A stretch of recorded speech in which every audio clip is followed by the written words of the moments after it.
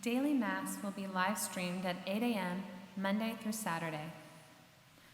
The parish office is not open at this time. However, a receptionist is on call from 8 a.m. to 5 p.m.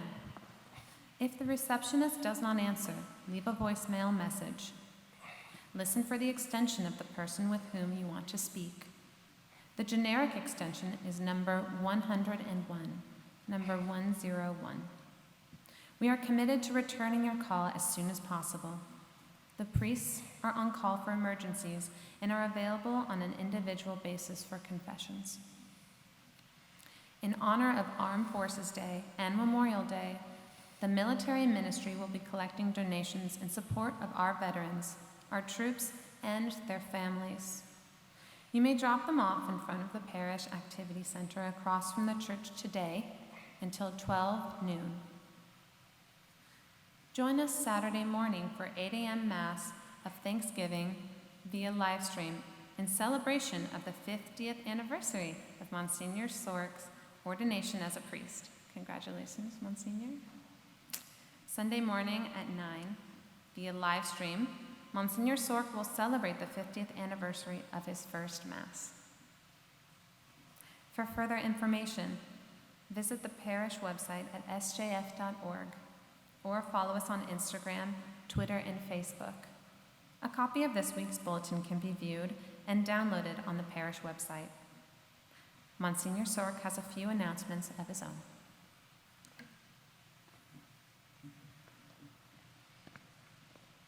Good morning. It's a beautiful sunny day, although they tell me there's going to be rain tomorrow.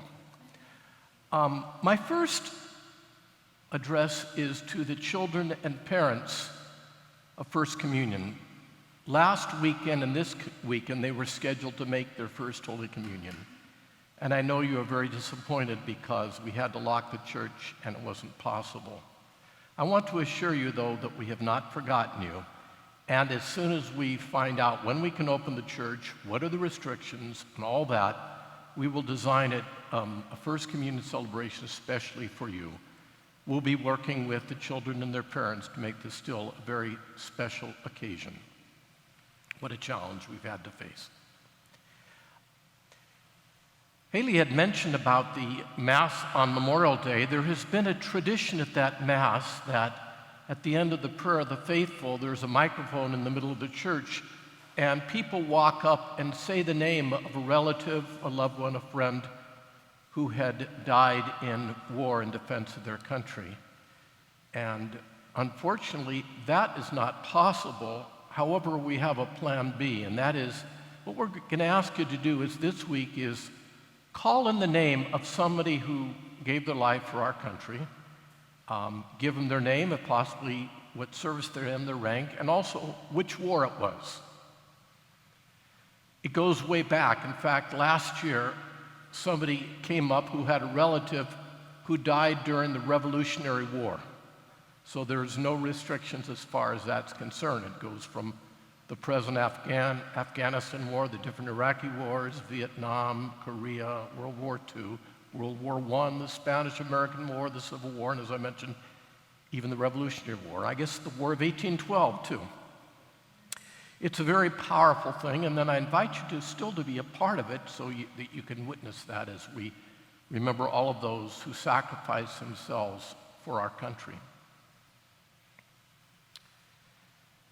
Also want to remind you that, again, is for the children, the young children, we do have Liturgy of the Word for Children via YouTube for today.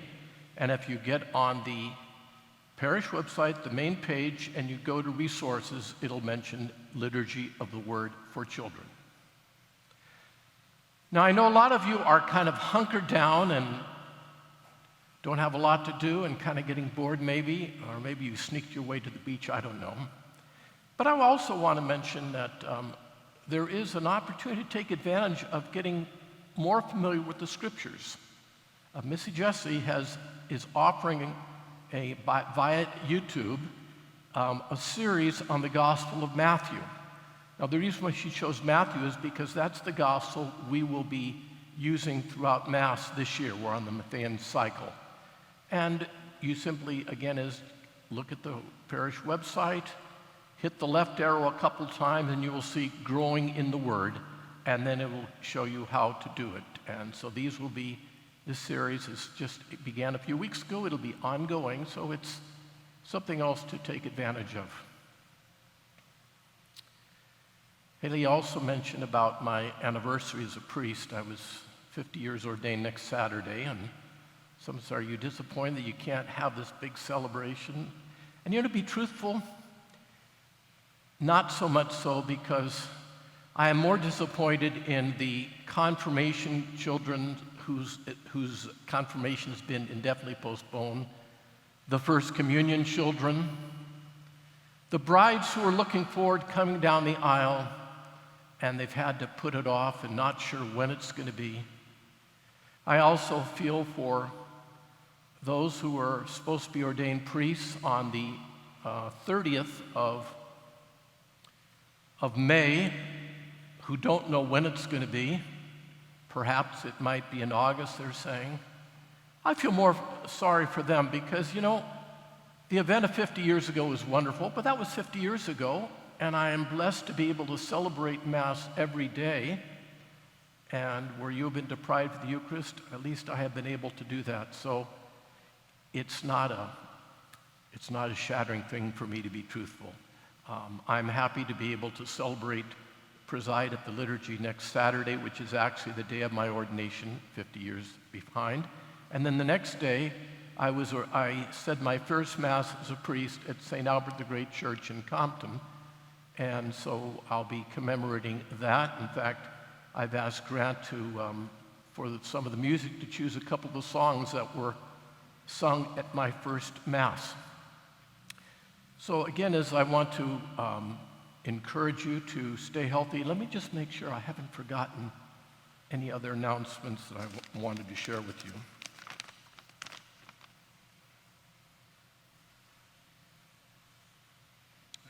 I think I covered it all. So stay healthy. On this day, I hope you maybe have a nice chance to get outside and suck in that air and the sun and get some vitamin D with you, and continue to scrub those hands while you're saying the Our Father, so that we can again try to overcome this terrible virus. God bless you now.